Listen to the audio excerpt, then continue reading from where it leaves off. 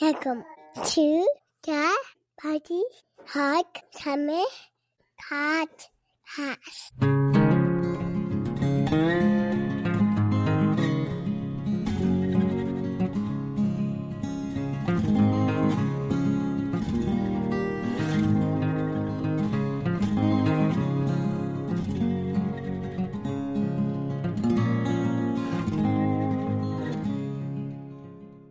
Hi, everybody. Welcome back. This is the Bunny Hug Farmers Podcast. I'm your host, Tyler Janin. I'm here with my co-host, Dallas Leduc. We're having a lot of fun doing these, really enjoying them. Summertime, it's a little bit harder to line up guests. Just everybody's busy, and we understand that. Everybody's at the lake, everybody's haying, spraying, or just having fun with their families. Dallas, I've heard you've been having a lot of fun with your families. What have you been up to lately? Finished the in-crop spraying, so that's nice to have that done. And then I was cut a little bit of hay at home here with the big swather because our hay crop is pretty awful. And then I had a neighbor drive by and looked over, and you guys got a big swather? Well, his winter wheat got wrote off by crop insurance, and he wants us to go swath it. So I moved up there today and started cutting some of that. So I guess I jumped from one job to the next job without really knowing I was going to do it. Oh, well, that's just how it works on a farm. Besides that, we're still being dry. We caught a couple of showers, but a lot of our crop is going to be a pretty dismal, terrible crop. So it is what it is, and I guess we're just going to grin and bear it and get through it. So to give people an idea about how dry you are out there, how much rain have you had since the 1st of May? 1st of May till now, in the yard, we would be right about maybe 2.5 inches total since the snow melted. So really not a measurable great amount. And we did a little, buddy of mine, we figured out between June 15th and June 15th, the 24 to 25, grand total, 2 inches.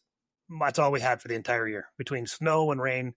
Between 24 and 25, June 15th, 24 and 25, 2 inches of moisture. Our subsoil moisture is depleted and gone. So we are in pretty tough shape, but hopefully it improves. It can't get any worse. I'm pretty sure of that. So we just have to grin and bear it. And we do have a guest in this episode, and by popular demand, we have Melanie, That Female Farmer. She's pretty infamous on TikTok. I've been following her for years, so I'm really honored to have Melanie come and join us. And to top it off, she is our very first female guest to have on the Bunny Hug Farmers Podcast. Awesome. Yeah. Hi, guys. Glad to be here. Thanks for the invite. Well, we did a little TikTok poll there, and you were the hands down one of the most requested. You and CK Farms are the two most requested people that we could find. So CK, we're going to do him later. And Melanie, we're just so happy that you could make time out of your busy Sunday afternoon to join us. I know you have some family down, so we're going to make this short and sweet, but we really appreciate that. Sounds good. No, like I said, thanks for the invite. I'm very humbled by it. So very, very excited for this podcast as well. We're just a couple of farmers, and we just started this podcast just to have a little fun, just to spread, Western Canada and actually North American agriculture, because we've actually found viewers from all over the world. Has been really impressive, but just to spread how things are, how our farms aren't overly far apart on a map, but so dramatically different. And your farm is so much different than what I and Tyler are used to. Where I'm so looking forward to hearing some of your guys' history and some of your machinery and how things are going over there. Yeah, absolutely. Love to share. So let's just start off with a little bit of history. Like your farm, well, you start off and we'll go from there. All right. So yeah, a little bit of history. I'm third generation on the family farm here in Central Alberta. And my grandparents and parents immigrated in 93. And yeah, basically my grandparents started it, my parents took over, and now my husband and I are starting to take over the family farm. So were your family farmers in Germany before they decided to immigrate here to Canada? Yeah, so they had, my grandpa had a small farm in Germany and, did all the pigs, the grain, haying, all that kind of stuff. But in Germany, it's very tough to expand, to get bigger, that you can really live off the farm. And they fell in love with Canada when they visited. My dad was, I think, 16 or 18 the first time he came visiting with my grandpa, and they just fell in love with the land, and they just saw the opportunity here and really wanted to come over. So after a long time of trying and some hits and misses, they were able to come over in 93. That's pretty awesome. So are your grandparents still involved in the farm? No, well, I mean, a little bit. So my grandpa is still trucking with us. He'll come over from Germany just for harvest, just that he can be on the combine for a little bit, and he'll run the trucks back and forth to the grain elevators or to the farm, and so he really enjoys still being a part of it. I think it's probably a very common thing that farmers don't really retire. So yes, he must find it almost mind-blowing from what he started in 93 to what your parents and yourself have grown the farm up to now. Yeah, I mean, we're up to 1,000 acres about now, and that's all due to my parents and my grandparents just being smart about their money and just investing in the land, and they've done an incredible job getting this farm up to what it is today. My dad says a very similar thing. He doesn't have a savings account. He invested all of his money in dirt and iron. And he's right. He doesn't have any money, but he's got a lot of dirt and iron. Yeah. No, it's a good investment. Land is a good investment. When especially, started in the 90s till now, it's, increased in value astronomically too, I would think. Yeah, absolutely. No, that's the thing. The land is very stable investment. And that's, even though when it, that's always a big sum when you're looking at buying a piece of land, but it makes sense if you do all the mathematics and you're able to somehow work it out. It's definitely made sense for the farm. And I mean, yeah, look at what it is today. So I'm very thankful that they were smart about that. And yeah, very happy and blessed to have this family farm that we have now today. So on your family farm, is it just a grain operation? Do you have any livestock? And if it's just a grain or a crop type farm, what type of crops are you growing? So yeah, it's definitely a grain operation. We do some haying as well, but I mean, that's just to kind of break it up, just that where it's not solely dependent on our grain, but no livestock. We have 6 different crops. We always try to increase that, but it is kind of tough getting things to grow out here. We don't have enough warm days for like soybeans and stuff we've tried, or quinoa, but at the moment we're doing, the barley, the wheat, canola, faba beans, peas, and we've done oats as well. But yeah, we have those 5 this year, and we kind of always try to increase that just to increase the rotation. But it's very tough finding more different types of crops that can grow out here successful. Yes, I remember my dad first started growing lentils in 1980. 6 was the first year we grew lentils, and that was just, and for this area, I was only 10 then. It was just mind-blowing that you would even try a crop like that, and land rollers didn't exist, and neither did straight cut headers or diaquat or anything like that. So it was a whole new world. But I am very curious, have you done faba beans in the past? Yes, so this must be our 4th year now that we've done faba beans. So for somebody at home that doesn't know what a faba bean is, and including me, what does a faba bean look like, and what is it used in? It's very good. It has very high protein, so it's just very good for animals, for feed. You can definitely eat it for human consumption as well, but it is pretty tough to make sure that it's like basically perfect for human consumption just because of the bugs that go at it. It looks like, I would say it was like lamb's quarters, if you guys know that. It looks almost like a weed in the field at first, but yeah, it grows pretty tall. The first year, I mean, it was like at my shoulder height, and I'm 5'10", so it gets pretty tall. It's a little bit picky. It needs its like moisture, and it needs the heat. So some years we've had it a lot shorter than that. But yeah, it has a very weird stem. It's like a perfectly square stem, and the beans are like double the size of peas. They look a little wonky, the shape, but they're great for their feed for livestock, and then yeah, human consumption as well. But like I said, that's a bit of a more tough one to get. So we do it for feed. Very cool. Because I've seen them on the field as I've drove by in other farms and stuff. I've never tried them myself. I'm just always thinking, man, if they grow to shoulder heights, because I'm almost the same height as you, that's a tall crop. I'd be impressed by seeing that. Yeah, and it's really nice to combine as well because all the pods are high up. So and then basically lose all the leaves, like you spray it dead. Around here is like September 10th is when we spray it dead, and then it loses all its leaves. It's basically black, and then it's very easy to put through the combine. So it's actually quite nice to combine as well. Well, that's cool. It might be on my list if ever get wet country here again. I might have to try seeding. Yeah.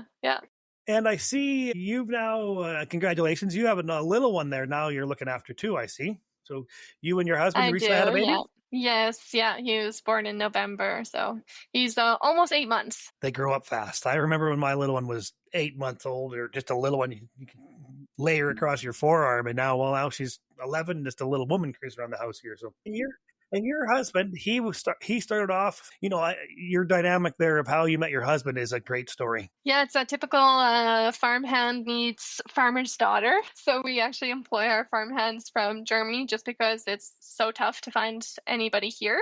So he was one of those guys that came over. First time he actually came over, we just, were kind of friends. Didn't really have much to do with each other much. And then he came back one more time. He was going to come back in 2016, one more time, one more year, just before he really starts his jobs finds a job in Germany. And then, yeah, it ended up being more than a year. So he's a permanent resident now.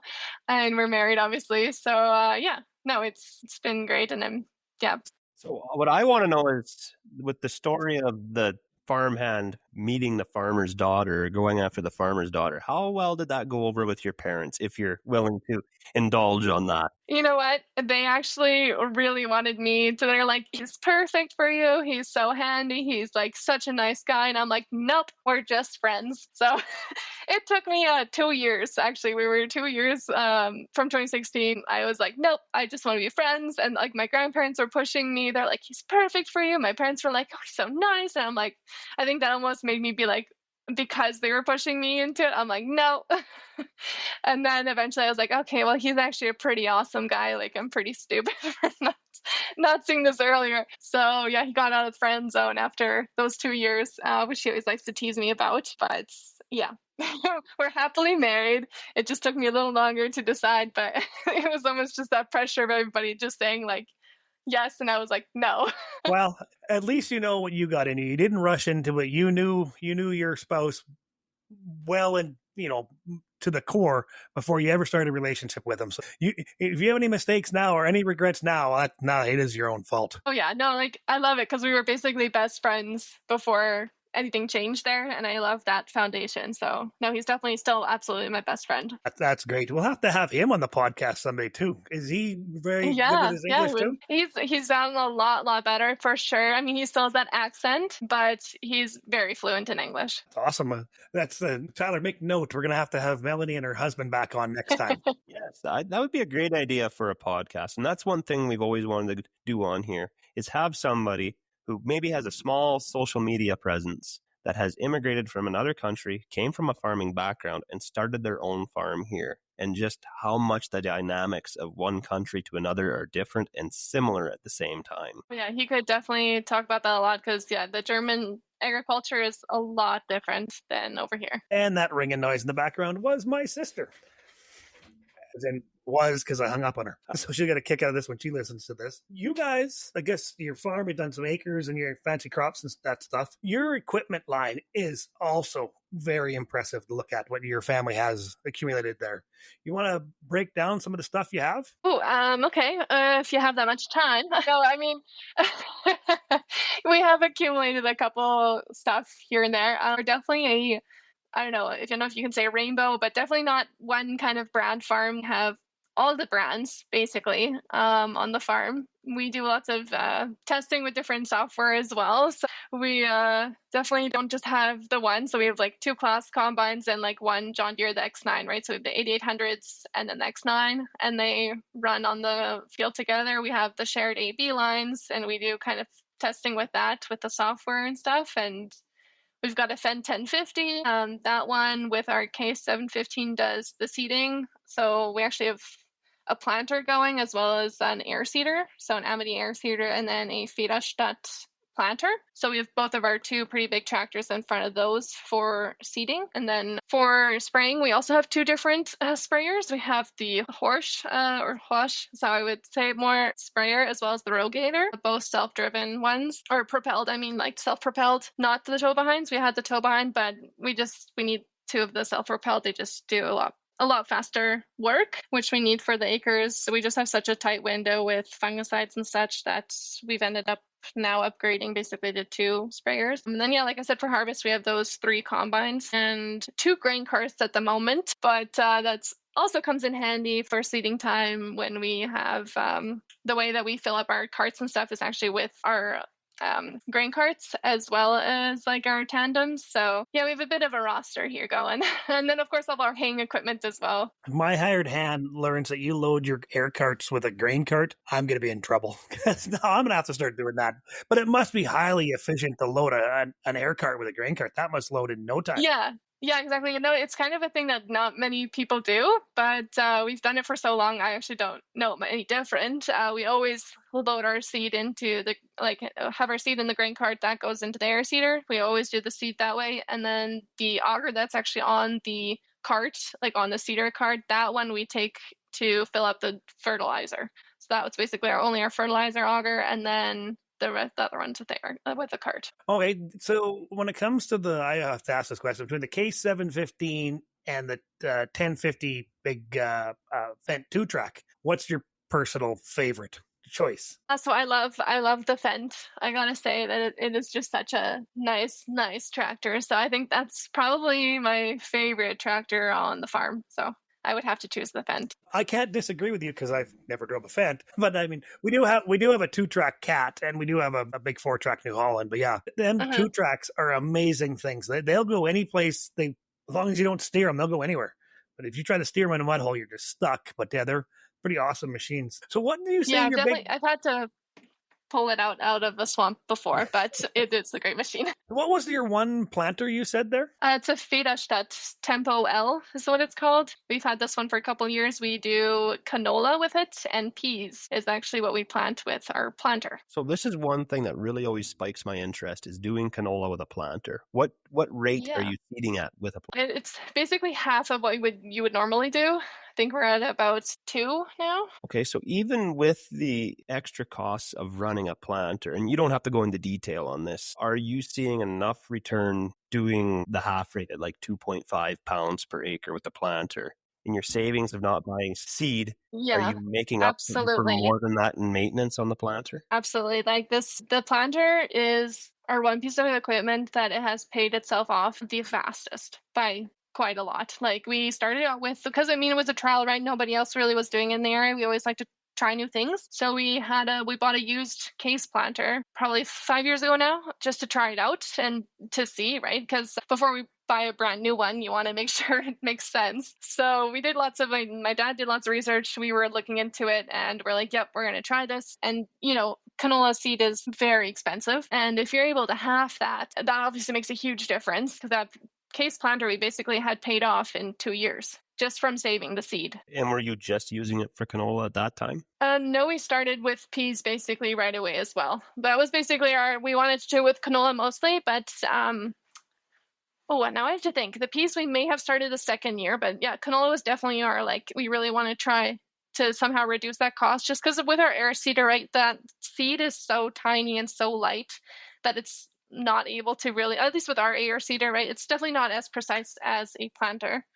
So we were just trying to find new ways to do that and save money, as well as just be more precise. And because we have 2 pieces of equipment running in the spring, we're obviously able to do quite a lot more acres in a shorter amount of time, which, as you guys probably know, is a very good thing when it comes to weather and just the unpredictability of farming. Oh, yes. So let's stick with the planter for a little bit before I get into weather, because that's one of my favorite topics. So when you use the peas in the planter, do you cut the rate in them too? Like we seed our peas about 205 pounds. So you can cut the pea rate too in the peas with a planter? That's a lot of peas. Yeah, you're definitely able to, just because it does it per seeds, right? So it counts every single seed that goes down. So off the top of my head, I wouldn't be able to convert that to the pounds, but for that one, we do a seed count basically as well. But yeah, you're obviously able to reduce the seed amount as soon as you go to a planter, just because it counts every single seed that goes into the soil. Right. And I've had agronomists tell me too, with air drills, especially in canola, we can lose up to 15% of our seed just in cracks, just because of the inertia the seeds need to travel through to get to our openers. So I guess in a planter, you have the boxes on the back, so really you don't have a fan pushing that seed around. It's just basically gravity, is it not? So yeah, there's like, correct me if I'm wrong, but there's kind of two different kind of planters. You either have more of like a vacuum or like a little bit more of that basically just blowing the air kind of thing. So you still have that because you have to move the seed through the tubes and then it goes into the discs and into the ground. So it definitely still has to move a little bit, but I would think definitely not as rough as with an air seeder. Okay. And so for your fertilizers, are you putting that down with the planter as well, or do you just do that ahead of the planter? So right now we have a cone spreader on the back of a tractor, and we would spread the fertilizer before the planter gets onto that field, and then hopefully kind of is the idea to work it in a little bit. We did do liquid application with our case planter. Fierstadt right now doesn't have that on there.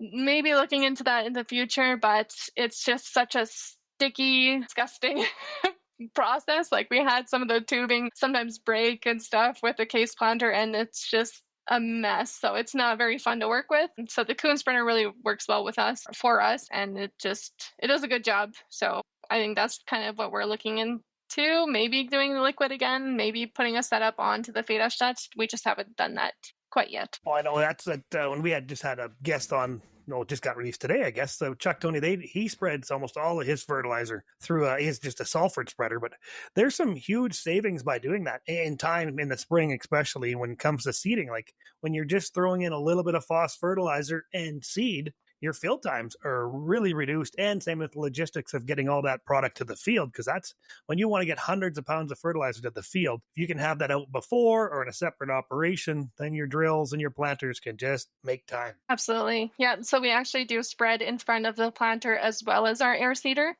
The air seeder does take a bit of fertilizer with it, but we do spread as well in front of it just so that we're able to drive faster. And obviously, like you said, just be able to load up faster and just go for more acres before you have to load up again. So yeah, we do it actually in front of both of our machines. With one spreader? Yeah, we just have the one coon spreader. I mean, you're able to drive fast, and it does, I think it goes 120 feet is the span of the coon. So you can make some time pretty fast. Well, how many tons would that spreader be? I think it's about 3 tons. Okay, so it'd just be a 3-point hitch spreader then. Yes, it is. No, I mean, the thing is that we're also looking into the holdup on that one is filling it up. That takes the absolute longest. As soon as it's filled up, you can just like drive fast, spread it, and then you're good. But right now we have like an auger attached to our tandems, and that we basically drive out to the fields, and that just takes too long right now. So it's a nice like easy setup that you don't have to haul, like, get an auger in behind with a pickup and drive that to the field, as well as the tandem. Like it's stuck together basically. We kind of made our own little creation there, but it's just too slow. So that we are just looking into ways of getting that to go faster. On almost a change of subject in a way, I seen a TikTok video today of a guy that had an older grain cart, and on the back of the grain cart he had a fertilizer spreader mounted, and he just had an auger out of the grain cart into the spreader and a camera, and as he needed he would just be augering into the spreader because it just like probably 10 times the capacity of his spreader by doing that. I thought that was pretty ingenious of that guy. Yeah, no, I've kind of seen like a similar setup as well, and yeah, it's definitely sparked some ideas for us too. So we will see what we come up with here in the next bit. But yeah, that's really the little bit of a hold up. Otherwise, the coon spreader goes very fast and very efficient. It's just that filling up time that we need to fix. Well, me and all the rest of your TikTok followers will be waiting patiently to watch that video because yeah, I'll let you know when it happens. So here's another question I have for you. How did you start your TikTok journey? Like, I mean, you have hundreds of thousands of followers. So how did you start off and how did you get to where you're at? And do you have any goals of growing your page more, or you're just kind of happy doing what you're doing? So I actually started, I didn't even know really what TikTok was. My little sister was like sending me funny videos of it all the time. I was like, okay, fine, I'll download the app. And it actually started, I think the first video I did was because there was like a sound that like dogs listen to, that they like make funny, like they tilt their head and stuff. And I just thought that was hilarious. And I have a German Shepherd Rottweiler. So I made a video of that. And I don't know what it was. It was on the farm. So maybe something machinery was in the background, but I got like comments of like, oh, what is that? Or like there was a sprayer or something. I remember somebody being like, oh, like, what do you seed with that? And I'm like, what do you mean? It's a sprayer, right? Like, and I could very quickly see that there was like so many people did not know anything about agriculture or like where their food comes from. And I mean, it makes sense. You don't really learn it in school, unfortunately, which I think that should be fixed. I Unless agree. you have somebody somebody in agriculture, or your family does agriculture, you're never really exposed to it anymore. So yeah, really quickly I was like, oh my gosh, nobody knows about this. They have so many questions. Well, I could share that information and let people know a little bit more about agriculture and just understand it a bit more, because they were so interested in it and I was interested to share it too, because I think it's very important to know. So yeah, that's basically how it started. Yeah, it's been quite fun, and definitely did not expect it to grow as it did. And in regards to just growing it more, I mean, right now, obviously, people might have noticed I've definitely taken a step back on the social media these past 8 months due to my son. But yeah, that's definitely been the priority. But I think come harvest time, I'm going to have more content coming out again, because he's going to be starting a little bit of, I have a daycare set up, so I'll be on the field again, which I'm excited for. Yeah, so I think just doing it for fun still, just still trying to share that information. Don't really have a goal to, get more followers or anything. Just my goal was and still is just to share agricultural knowledge and what goes on my farm. So that's the goal, and it hasn't really changed. And that's what Tyler and I do with this podcast too, is to share, because, with how every farm is, we're not far apart, but we are so different, and how your operation and share the knowledge that we have. And I'm a little older, so I have lots of experience knowledge, and I went to the school of hard knocks. I have made a lot of mistakes, but I've learned from my mistakes. So that's a key factor. Unlike Tyler, who, so you said you had a sister. Is she involved in the farm too? I actually have 3 sisters, and none of them are interested in farming. They're actually all in the medicine field. And so I have a chiropractic sister, one that does naturopathic doctor, and the other one's studying to be a psychologist. So lots of medicine in the family, and I'm the only one that was really interested in the farm. So yeah, that's kind of how it turned Did you out. go away for any post-secondary schooling after high school? Yeah, so I have a Bachelor of Science in Agriculture with a crop science major. Big words. I was writing that down. I had to remember the title too. I was like, what was it again? I know I did 4 years for this. What was it called? But yeah, no, so I went to university for agriculture. Which is, I think, a lot of people we've noticed, we've had on the podcast have a lot of education. And that really seems to help. If you can surround yourself with smart people on the farm, including yourself, with education experience, it just helps you grow the farm so much more efficiently than just saying, well, this is how dad did it, this is how I'm doing it. Well, you come back from school with a new mindset of other things to try, and what's going to work, and baby steps on how to increase the farm. So and a little schooling, getting away from the farm, is always a good thing, because you went away from the farm and they decided you wanted to go back. Your sisters went away and they're not coming back. Yeah, no, and I agree. I think I would have also loved to actually go abroad and work on another farm, just to get that experience and just find new ways. Like, that's why I also love the social media, just also following other farmers, seeing what they're doing, what ideas they have, and learn from them. So I think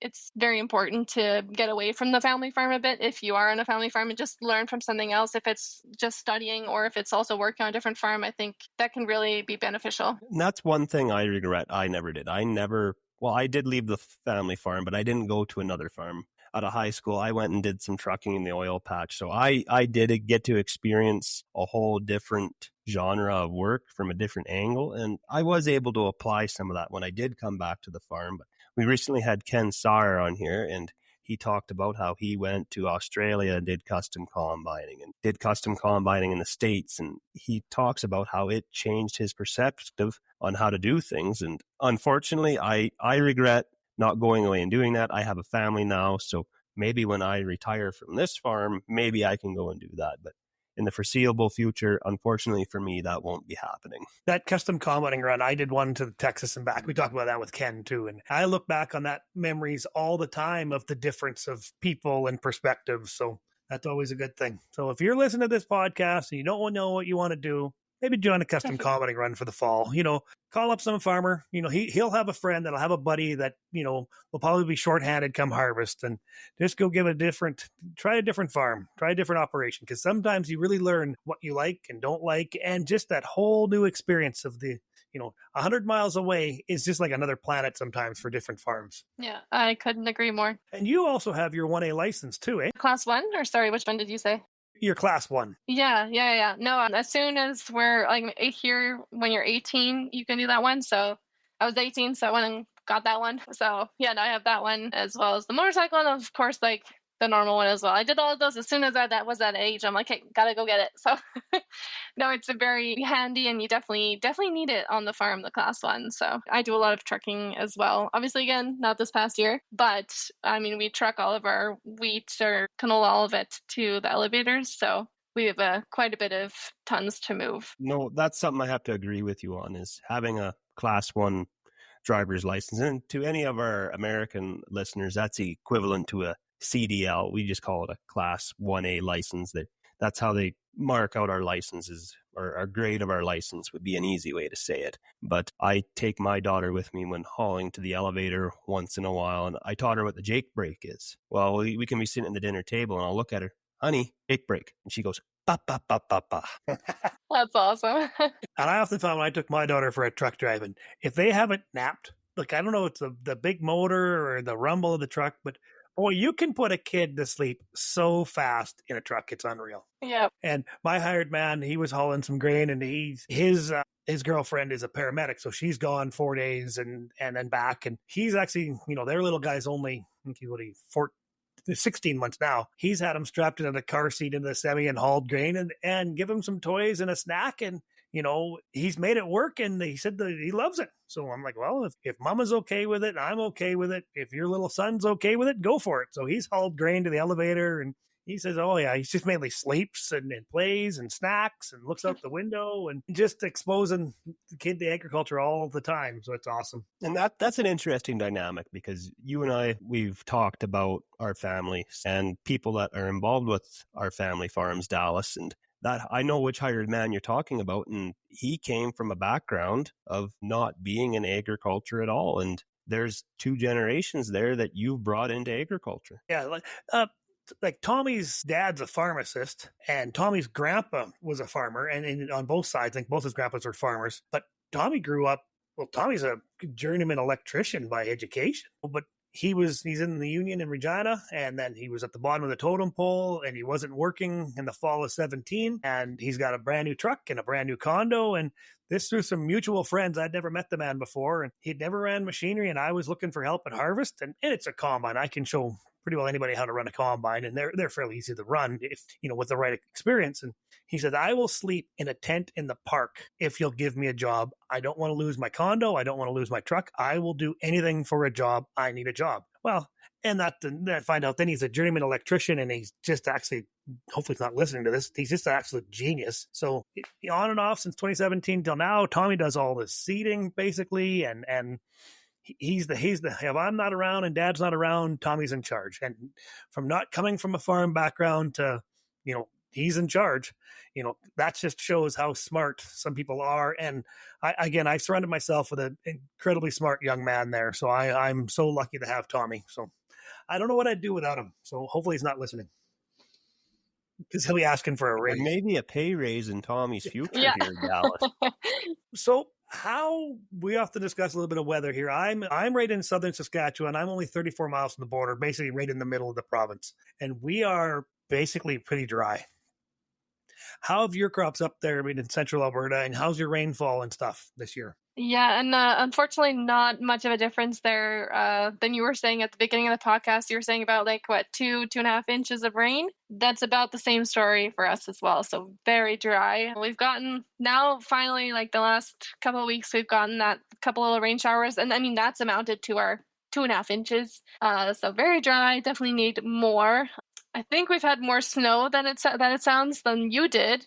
We finally had a little bit more snow during the winter, so that helped, but still very dry. Hopefully that rain came in time for our winter wheat. It's starting to fill out those kernels. Hopefully it came in time. We will see come harvest time. Yeah, because that's actually what I was doing today. Our winter wheat, actually, we put in the claim with crop insurance on Wednesday, and the adjuster come out on Thursday, which was really fast. Our winter wheat, they did the plant and the head count, and they put it at 6 bushels to the acre. So our winter wheat is rode off. I'm going to go spray that out here right away. Usually in this area, it's a seed early, capitalize that early moisture, and the first 1,000 acres of durum, they come out and rode it off at 3.5.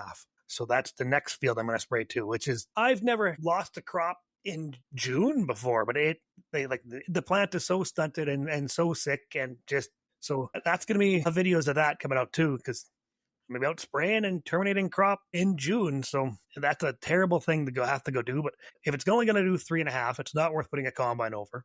If I terminate that crop now, I got some snow catch. It's got 6 inches of height there to it now. It's the height of the stubble that it should be cut at, and it's headed out and turning. So terminate that crop. Hopefully it stops uptaking fertilizer, and hopefully stops uptaking moisture, and hopefully catches some snow and maybe some summer rains here once it's terminated. Summer rains, and hopefully summer follow for next year to help grow a crop, because I am getting pretty tired of missing crops. We'll get one, we'll miss one. Last year was poor. The year before was better. This year is probably worse than 21, and 21 for us was a terrible year. Yeah, unfortunately, the last couple 3 years have been very dry for us as well. And with what you, Dallas, and Melanie are talking about, that's very stressful, and that can be hard on your mental health. So there's a program out there. It's called Sask Ag Matters. They're a helpline where you can go get help. Their number is 1-800-667-4442. Because we know, farming right now, as Melanie and I are both discussing, we're both in missing the rains, catching too much heat, and it's stressful. But see, I'm a long ways away from Melanie's farm, but we're in the same boat. We're not happy with how things are going. Sometimes if you just don't have somebody to say that to, if you need the breakdown and call and talk to somebody, because we're all in the same boat in agriculture together, and we have to get past the stereotype that tough farmers and ranchers and farming, Melanie also being a female on the side, it's stressful, and sometimes you need somebody to talk to that's maybe not a family member, maybe not a buddy. So you can just call them that number, 1-800-667-4442. It's a farm stress line here in Saskatchewan. And if you're in Alberta, Google it. I'm sure there'll be some numbers there too. I know Alberta's got some good programs too. We have to get past that stereotype that we can do everything. No, we can't. And we can't handle everything either. If you're having a tough time, give that number a call, talk to the operator there. You only have to divulge what you want to divulge information, but they're there to help. These programs are all available to us, not just on the farm stress line. Alcoholics Anonymous, we had Dylan on here a little while ago. That really saved him, he says. So there's so much help out there if you're willing to say, I need a little help. Make a call, do a little Googling, because the kids' help phone, health line, suicide crisis number, there are so many things out there that could just make a big difference. By one little phone call could change your life. That's all we want you to do, is know that you're not alone. We're all in this together. We're all trying to make a living at it. So whether you're owner of the farm, or you're the hired man, or you're just starting, or you're planning on retiring and you can't handle the stresses and you want to talk to somebody, give that a call, because they're there to help. And don't be afraid to share our message. I was fortunate. I received a message from one of my followers on TikTok and a follower of this podcast. He wasn't even a Canadian. He's from the Midwest in the States. He reached out to me and said, thank you for what you guys are doing. You guys helped me gain the courage to go out and get help when I needed it. That is awesome. That makes me feel so proud that just a little bit of effort Dallas and I and all our guests we have on this podcast are putting into this are making a difference in helping people. We want to see everybody go home to their loved ones at the end of the day. You don't even have to be involved in agriculture to go get help. There is so much help out there. Don't be afraid to ask for help. Exactly. And I find it amazing that, just even listen to our podcast. I've had some buddies come up and say, told me before that they've called that number. They couldn't handle it. BSE was hard on things. And it's so true. And he didn't care who he said that he called that number, because he was happy, to share his message that, he was having a tough time with it. He didn't have any energy. He was down on his luck. Things weren't going good. He was proud enough to know that he needed a little help. So that was pretty awesome. So again, it's 1-800-667-2 is the farm stress line. But no matter what genre of life and work you're in, if you're having some tough times, do a little Googling. There'll be numbers out there. There's always somebody to talk to. Yeah, absolutely. For sure, call that number, because I can definitely understand the stress, and I can definitely understand. I think honestly, everybody should have somebody to talk to. Maybe everybody should go to even a therapist, because it's beneficial. I mean, what harm could it do? It could only really help you. So like, why not, right? Like, why not just have a chat and get better, right? Like, just have a little bit, even just a little bit of a help. Maybe those 5 minutes will just completely change your outlook, or maybe even just give you like those 5 minutes of peace and a little bit of a reset. And why not, right? Like, it can't hurt you. It can only benefit you. So you're 100% right. It's just beneficial.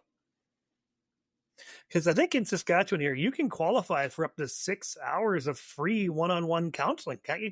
Yes, that's correct. I don't know if it's through the Saskag Matters, but it's through another program that's under the branch of that. And there's 6 free hours of counseling if you qualify for it. We should really get a member of that society on here and really go into the depths of how all this works. So if somebody from the Saskag Matters or a mental health program in Saskatchewan or Canada or whatever, get a hold of Dallas or I. You can get a hold of us on our TikTok pages or our personal Facebook pages. Tyler and I actually at the farm show have talked to the Saskag Matters and stuff, and that is definitely, we're going to have is Darren Peterson is his name. We're going to have him on here, and him and his wife, and so we are definitely going to do that too, because one thing about this podcast is Tyler and I are just a couple of farmers. We're doing this for the fun, spreading agriculture. And, if we can do a little good at the same time, it's even better. So again, sometimes it makes some oops and some mistakes. Like if you ever listened to the first podcast, there was dings and whistles and random Snapchats, but we're getting better.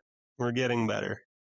I didn't start off with a podcast mic. I started off with a headset, and every breathing noise I had was in there. And other people say I don't hear it, but I know it's me, so I hear it. So. I'm the one doing the editing, so I heard it. Oh yeah, I have a headset on too, so hopefully it's hope you guys can hear me pretty good. You sound perfect. You're crystal clear. That's awesome. So one question I have for you, Melanie, being a female and being an egg, there comes a lot of criticism towards females. And on top of it, as we talk, you have a fairly popular social media presence.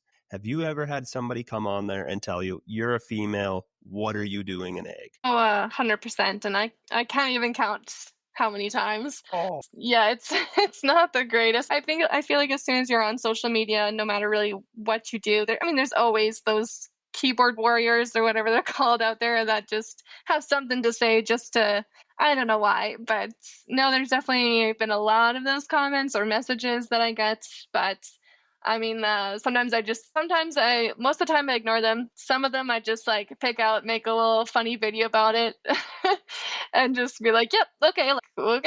Don't really, but most of the time I ignore it. Sometimes I kind of make fun of the comment a little bit, just have a little bit of fun with it and not take it too seriously. And that's what my husband said too. And he was like, okay, because I was sharing those comments with him. I'm like, can you believe somebody would say this, right? Like it's actually this unbelievable kind of comments I would get. And he was like, you know what? Do your social media if it makes fun for you. But if you ever get too stressed about it, or you're just getting, you're not able to handle those comments anymore, just stop, right? Like, it's not worth it. Make sure your mental health is good. If you're having fun with it, keep doing it.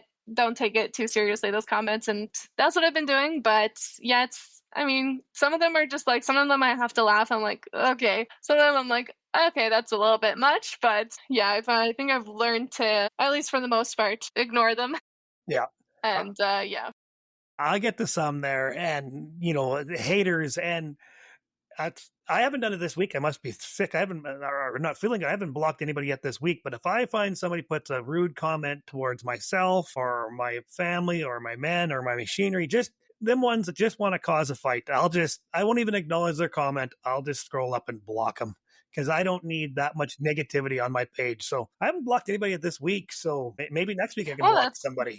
Maybe you filtered through them, Dallas. Maybe you've gotten rid of them all. Yeah, it's nice. And TikTok started, I don't know how long they do, but I just noticed that they filter actually comments now that you're able to approve or just delete right away. So they kind of actually filter as soon as people put some words in there that, are not so nice. It automatically actually doesn't show up on the comments. Only you're able to look at it and just delete it or approve it if you want to, start a little rival in the comments. Yeah. I think that's nice that they started doing that. Just probably, as soon as you're on social media, unfortunately, there's always people out there that have something rude to say. Yeah. And especially yourself and myself and Tyler, we're putting ourselves out there. We're putting our operations out there. We're putting our skills and our values out there, which not everybody has to agree with me. I'm fine with that, but just don't be a jackwag in the comments about it, or else you're going to end up on the block page and you're going to be stuck, not watching my stuff. I mean, you can go rude on somebody else's page, but you're not being rude on my page. But in some of them TikTok, it gets, you can't show a steering wheel.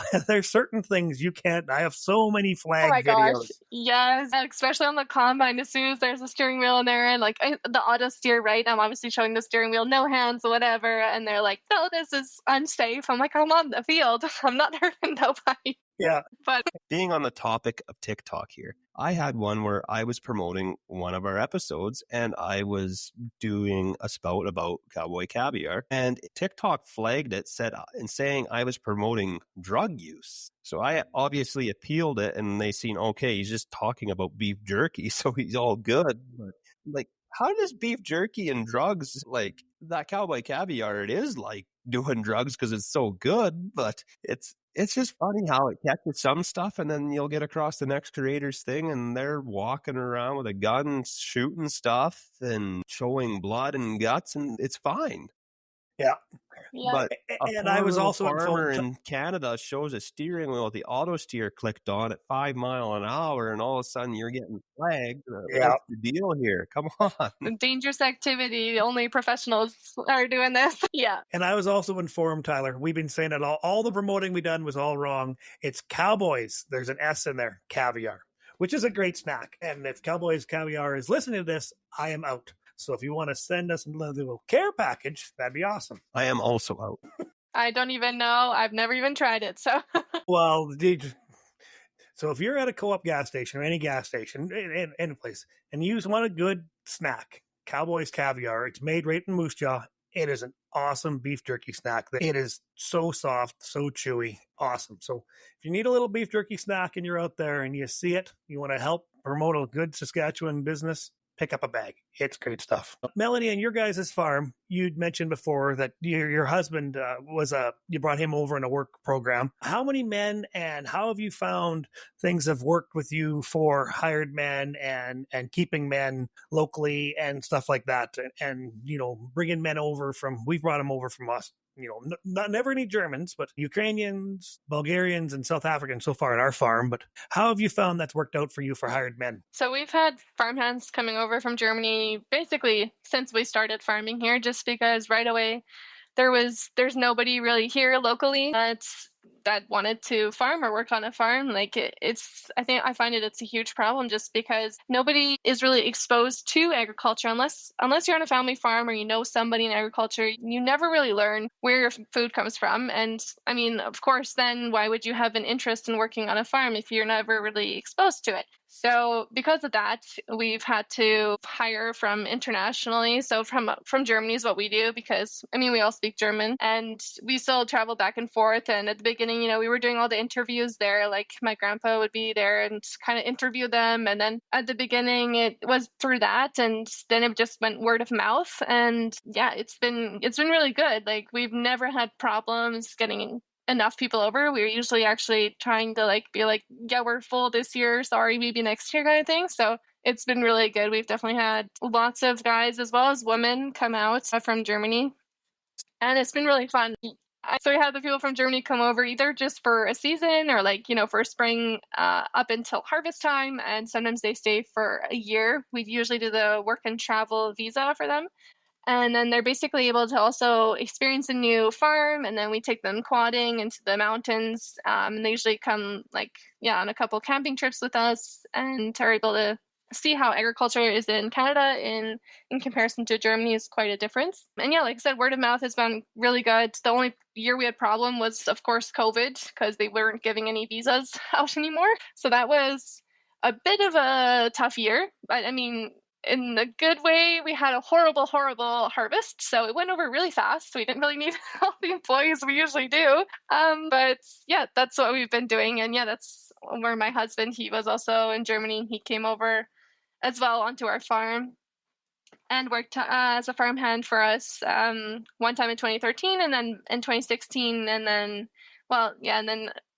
he stayed since 2016. He's been here permanently. So we've actually had quite a few employees that actually stayed in Canada permanently because they just fell in love with the land here. So we have a couple guys actually that are permanent residents now and have either brought their wives over or found a wife here and stayed in Canada. So do you have a camp set up on the farm for your hired help, or do you just, how do you house all them people? Like, how many do you normally bring over a year is another question I should ask. Yeah, so I mean, for seeding, we don't need as many. We usually have around four that we bring over, and then for harvest, we have like 5 or 6. I mean, that differs per year kind of thing. It also differs. Sometimes if they stay a whole year, sometimes they stay over the winter. But then we usually only need like 1 or 2 guys max. We're basically just working on all those projects that we need to get done throughout the winter. So kind of we need a couple more here, a couple more there. Like right now we have a guy that is going back to Germany, so he won't be here for harvest because he's been here a year, and then we have another new guy coming in about 2 weeks. So the nice thing is, I mean, it's always like it's usually almost a fun crew. Like we've never had any issues. I think over the 30 years now, we've had to send one guy back. Like other than that, we've had great luck, and they're like, I mean, we hire young guys or young women, mostly them, right? Because usually they're done schooling, they want to get a little bit of experience and then start their job in Germany. So it's usually always young guys or women, and they're eager to learn. I mean, we've had people come over, they have no clue, 0% knowledge of agriculture. Or we have people that come over and they're like an amazing mechanic and have worked on the farm all their lives. So we have all the, just such a different level of employees as well, like just for their knowledge. But honestly, if they have 0% knowledge, it's sometimes even better. It's beneficial sometimes. We're able to just, okay, like this is how we do it here, or like we teach them our ways and they soak it right up. If they're eager, they're like, yep, okay, like I'm willing to learn how you guys do it here, and I'm willing to and we love when they also give their voice and tell us their ideas, like, oh, maybe we could do it this way, and we absolutely love that as well. But it's almost good when they come with no knowledge and we're eager to learn. We've had all different ranges, like absolutely no knowledge to all the knowledge, and both of them work great. Don't get me wrong, it is lovely to have a mechanic or a guy that knows his way around all the tractors. You don't even you don't need to show them how to move a tractor, right? Like they know how to do that. So there's definitely we hire all of them basically that will have interest in it and are eager to learn, and that's pretty awesome. That's basically what we do. And that's one advantage that you have with you being fluent in German, and your parents obviously too, is, because we've brought over, Ukrainians and South Africans and stuff, and we have to fight that language barrier because I only know English. Unfortunately, I'm stuck with that. So you have an advantage, though. You could bring over somebody that's fluent, obviously, in German, and comes right in with no language barriers. That's what one of our biggest issues has been. That first year of fighting that language barrier is always a huge factor. Even if they're really good in English, it's not their native natural tongue like you are with German. I never thought of it that way, but you got like a leg up on everybody else because you bring over somebody that speaks German to a German speaking operation, which is, I think that's ingenious, actually. Yeah, it's worked well for us. I mean, I wish we could have more local people here work on the farm. That'd be nice. I mean, one of the downsides of just having those seasonal people coming over from Germany, and that work and travel visa is maximum a year. After that, you need to get a different kind of visa. It's more expensive. It's harder to get. I mean, and usually they only are here for 1 year maximum before they start their jobs. So every single season or every single year, you're having to teach the same new things to the new people that come over. So it does get in that way a little bit tedious that you're always having to, where are the fields? Where's the equipment? But as long as you're willing to do that and put the time into it, it's quite fun. Like it's always nice meeting new people as well, and just always having a new crew every season. Has its ups and downs, but I mean mostly ups, I think, and it's fun. So what do you do for housing for the men? Like we own a couple different houses that my hired men stay in. So what do you guys do for housing? Right. So we also own a house, another property. We kind of like, do you know those trailers that stay on like the oil fields, basically those, camps? Yep. basically those camps, we've bought those, we've renovated them through, so they have, they have their air conditioning, and they have their own nice big kitchen, and everyone has their rooms. And so we give them vehicles to drive around with, also to go to the mountains with, and to see Canada. So that's kind of what we offer. We offer that Canadian, like a nice Canadian experience, go see the Rockies and stuff, and go quadding. We take you to, our secret spot in the mountains, and we go quadding there and show them and give them our quads, right? And to go have fun with. And yeah, they're able to sleep here on the farm. And yeah. That does sound like an awesome job. I wish I could speak German. I mean, we have one local guy, which I'm glad, because of COVID, it forced us really to, like, we had nobody coming from Germany. We really had to find somebody. And I mean, we've always been looking. We always have, a job thing going out there for a local guy. And finally, we did get one through COVID, basically. We had to get a couple, and hit their, two young guys in high school, a 16-year-old guy. He was just like, yeah, and he was driving the Fendt 1050, right, when it was brand new. So you put the 16-year-old kid on the very expensive piece of equipment. So he was having a blast. But actually, his father, he helps us out every now and again, and I've become a really good friend of ours. And then we have, like I said, that one local guy. He was in high school when he started here, and yeah, he loves it, and we love it, right? It's nice to have that local guy to stay year round and not have to show all the new things to. So that definitely helps. And we do have one other farmhand who's been here now over 2 years. He's trying to get his next, he's in the process of getting his next visa, and he actually does want to be a permanent resident as well. So I think that'd be probably at least the third or fourth person we've had now from our farmhands actually stay in Canada. So he wants to stay and help manage the farm and help keep things running smoothly. So we're very excited about that too. He's awesome. So that's what I need to do, is make a TikTok video explaining in my video where the land is, what the machinery is, how it works, and just tell the new hire, just go watch video 1082 and it'll save me a lot of time. And the only problem is that I'd show the whole world where all the farmland is, but it was just like, it'd be like 51st dates, at the very end there when they wake up and they're out in the ocean there, and right. She hits the old play me on the VHS, and that's what we need to do for the hired man. Tyler, you got to agree with this one. I'm all game for it. Or maybe you haven't watched 51st Dates. It's a great movie. I would I'd recommend watching it. My old roommate, who's actually farms just north of us 20 miles, I lived in Estevan, and we roommated together. And this is 20 years ago when you guys were just youngins. And we come to go out to the movie, and the only thing playing in the movie theater in Estevan was 51st Dates. And conveniently, I forgot my wallet back at the apartment. So we go to the movie. He's like, I'll buy. And we end up going for supper in the movie. And then we go to the movie theater for 51st Dates. And there's just the two of us there. But everybody else in the movie theater is couples. And he's got a pretty good sense of humor. And so we watched the movie, and 51st Dates is a great movie. And we come to leave, and I said, Tyler, I've had better looking dates to go to the movies with. And he goes, I forget how it went on there. And he goes right loud, because he's one of them guys, got a good sense of humor. He says, I buy you dinner and a movie, and you call me a poor date? Oh, I could have died, crawled under a rock. Everybody's looking at us like we're just, but you got to have a good sense of humor. And I look back at that story fondly and laugh. And I can't watch 51st Dates without thinking of my buddy Tyler. The other Tyler, not this Tyler, but my other buddy Tyler. Yeah, I buy you a dinner and a movie, and you call me a poor date. So yeah, Tyler, you got to watch 51st Dates. We're going to do a movie review. If Dylan can do drink reviews Tuesdays, we can do movie reviews Sundays. First, I got to find the time to be able to watch a movie. I was about to say, I don't know the last time I watched one. So, Melanie, would you be able to speak a little bit of German for us to have in the podcast here, and then tell us afterwards what you said? Yeah, and we're the Bunny Hug Farmers, in case you want to put that in there. Oh boy, people always ask me to speak German, and I'm like, what do I say? Give me a second here. You could say something like, this is Melanie, that female farmer, on the Bunny Hug Farmers podcast. Yeah, but that's mostly English. Okay. That female farmer, Bunny Hugs podcast, and there's going to be a little bit of German in there. I'll just say a little bit here. Hallo, mein Name ist Melanie. Ich lebe in Kanada, bin ein Landwirtin und ich habe richtig Spaß.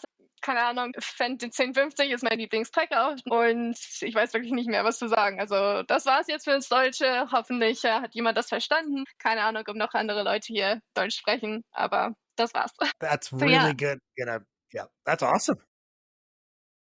Yeah, I'm basically nothing important, but I just basically introduce myself, and then I am a farmer, and wondering if there's people actually that listen to your podcast that speak German. Probably do. I mean, there's in our area here, there's quite a few people that speak German. So yeah, maybe they understood me. And then I basically just said the Fendt 1050 is probably my favorite tractor on the farm. So I did catch 1050. Yeah, the Fendt 1050. So imagine you're teaching your son German too, I would assume. Obviously, your husband's mainly fluent in German. Yeah, so yeah, I mean, German is my first language as well as his for my husband. And my son, he only hears German, I would say 99.9% of the time. So he'll probably be like me growing up. I mean, we actually had a rule at home. We were only allowed to speak German at home. So I feel like that's probably what I'm going to do with him as well, just because if you don't practice it, you lose it, right? I have cousins here that they didn't have to do that, and they can barely understand, like the ones that stayed here in Canada,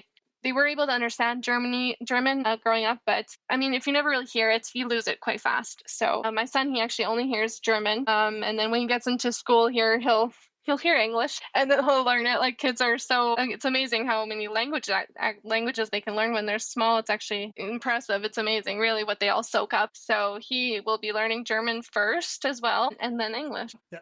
My dad was the same way. You know, my dad's born in the 40s.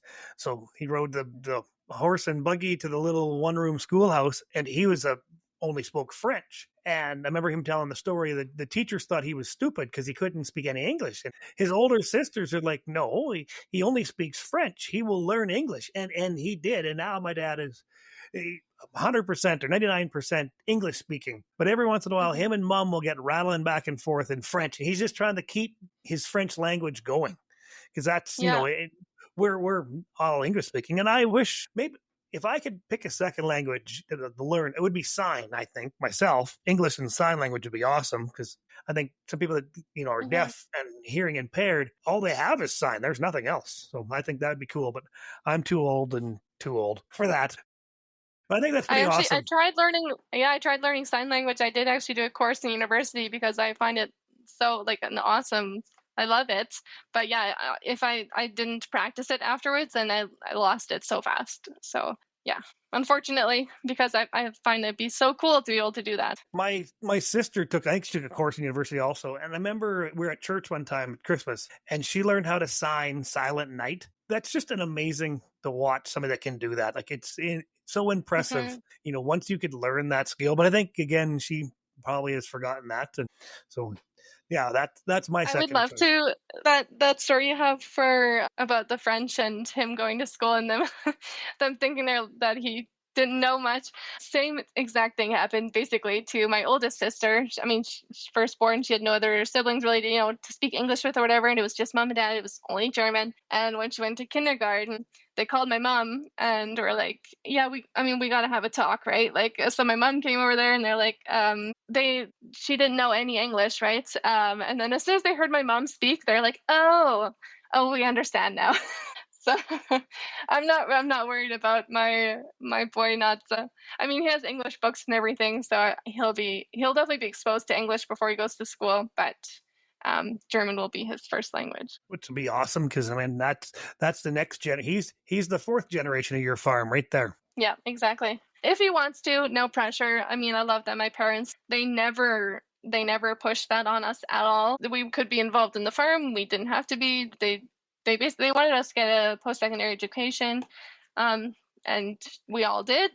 And then even when I started university, actually, my first semester, I had no idea what I was going to do. I always loved agriculture, but I didn't know. And then basically about a month in, I think I was like, yeah, no, what am I doing? I want to do agriculture. So I really loved it that my parents never forced that on us, and we got to make that decision ourselves, what we wanted to do. And I want to do the same thing for my son as well. If he wants to continue the farm, awesome, that'd be amazing. But if he doesn't, then as long as he finds something he loves to do, that'll make me happy. Yeah, that's what I say all the time. I have to expose my daughter to all sides of agriculture, because especially with her, she is the only child that I have to expose her to all sides of agriculture, right from the cattle side to the farm to the machinery side, so she can make them decisions on her own as she becomes an adult. And again, I'm not going to say you're 18, take over the farm or leave. It's like you're 18, do your university,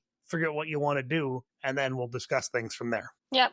That's basically, that's a good plan. Melanie, I thank you so much for coming and joining Tyler and I on the Bunny Hug Farmers podcast. We've enjoyed chatting with you so much. I have learned so much. I still have half a page of questions for you. So maybe sometime in the future after harvest next winter when our schedules aren't so hectic, we would be honored to have you back, you and your husband, and see how things went. If that's available, that'd be awesome. Yeah, I would love to. It's been really fun talking to you guys, and yeah, would definitely look forward to coming on the podcast again. Yeah, because where are they now? She's on the, Tyler, put her on the where are they now list, because it's, Melanie, thank you so much. I appreciate you coming on here. The whole world has been waiting for you patiently, myself especially,